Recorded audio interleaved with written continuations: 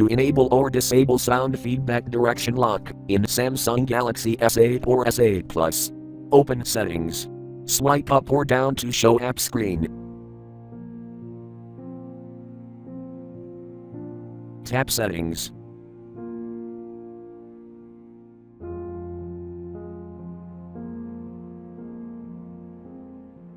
Scroll down.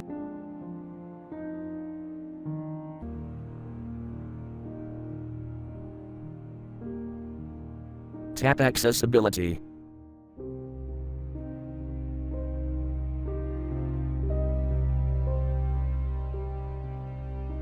Tap Direction Lock.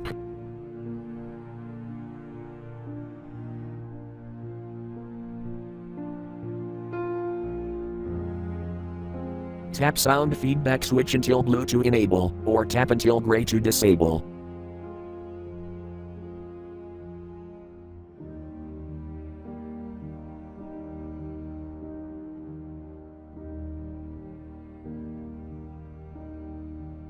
Thank you for watching. Have a nice day.